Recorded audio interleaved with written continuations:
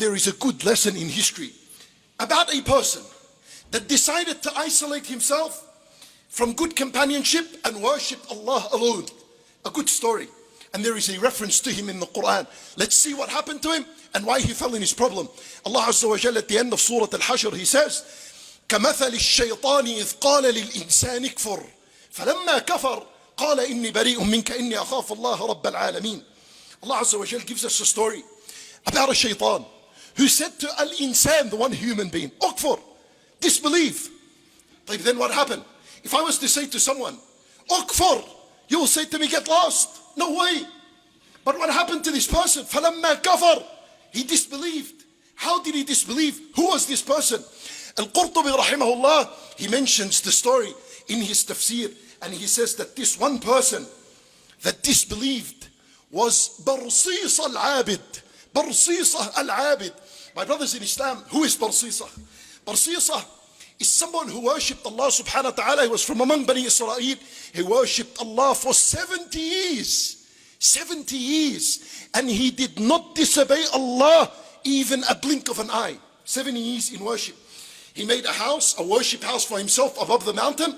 He isolated everyone. He believed that he can reach Allah alone. He went and he began to worship Allah by himself. 10 days fasting, he comes out for a break. 10 days he prays in his house, then he comes out, takes some fresh air and goes back in, like this. For Iblis wanted to deceive him.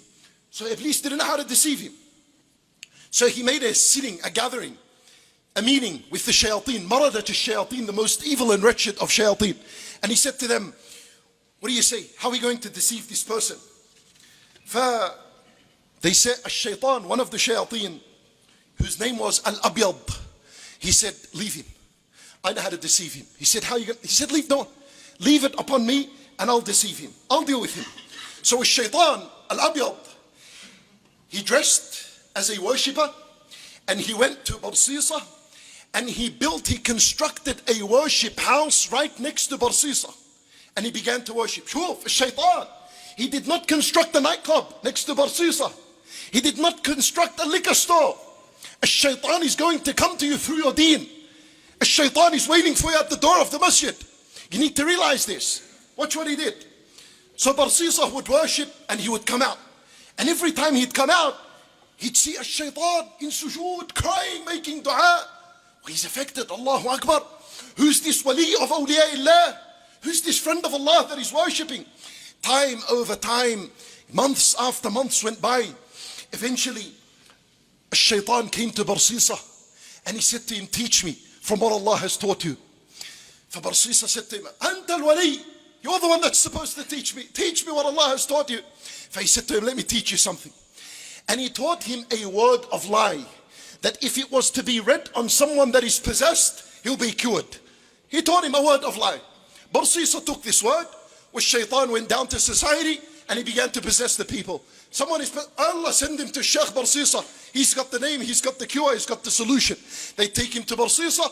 Barseesah would read this word of lie, which shaitan would come out. One person after another, until shaitan realized that Barseesah is in his hand right now. So shaitan went to Iblis and he said to him, قَدْ أَهْلَكْتُ الرَّجُلِ, I have destroyed this man. Khalas. Iblis said, how? But he's still praying. He's still fasting. He said to him, khalas. Once he's on the slippery slide, that's it. The end of it is he's going just down to his death and destruction. Until the shaitan, he went and he possessed the most beautiful woman in society. Well, where are we going to send this woman? Take her to Shaykh Barseesah. He's got the word, he's got the solution. As Shaykh Barseesah came down, he read, nothing happened. Nothing happened. As shaitan, he said to him, Ya Barseesah, this woman is very bad and she's corrupt and sinful. This name is not going to work on her. Take her to your palace. Let her see from you al-ibadah. Let her worship with you. And then eventually when she makes a tawbah, you read the name, he'll come out. La a'udhu billah. How can I do this? Ya Barseesah, anta walaw Shaykh Barseesah. You don't fall in the fitna.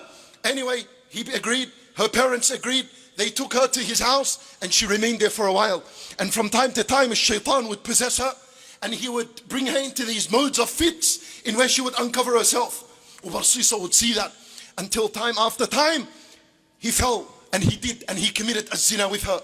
For then a shaitan came and he said to him, Ya Barseesah, she's pregnant from a zina, and the people are going to make a mockery and a shame out of you. And he said to him, go kill her. And then the people will say, Barseesah al-Abid, go back into your worship and in your prayer and in your fasting. Oh, khalas, neglect everyone, don't worry about them.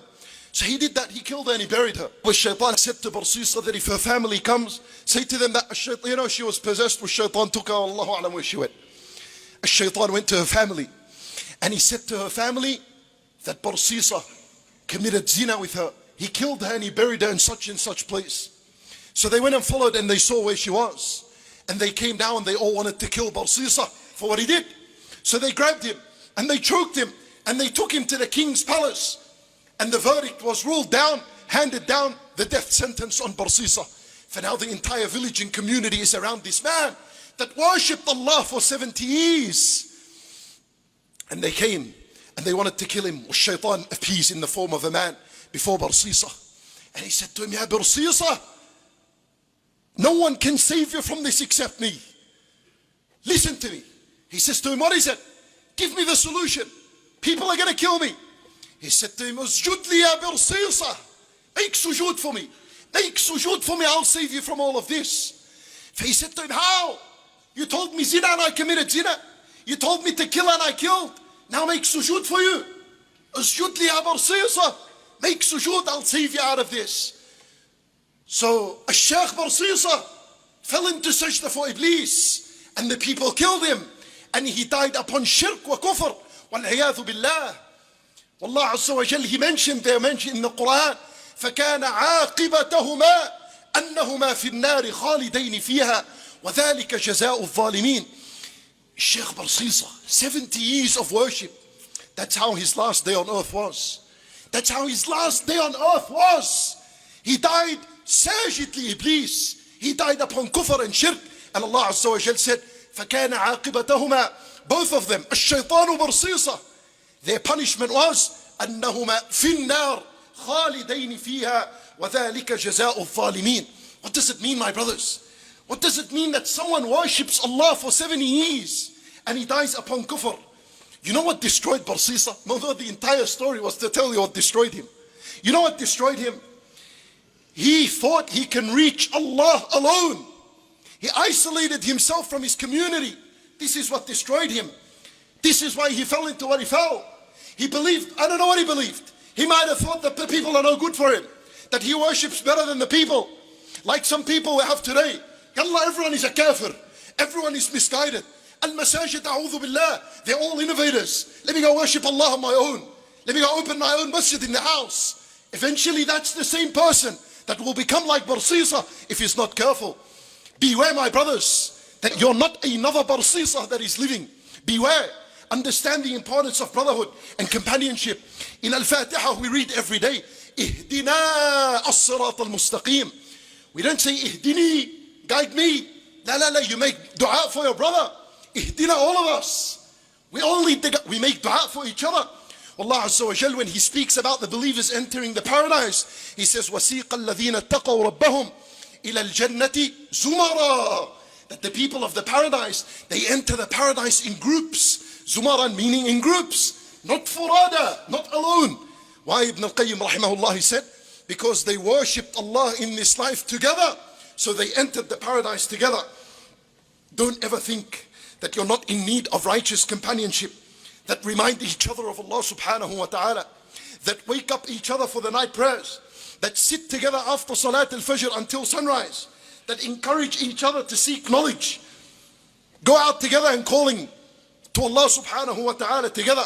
That is the simple secret of Ibadur Rahman.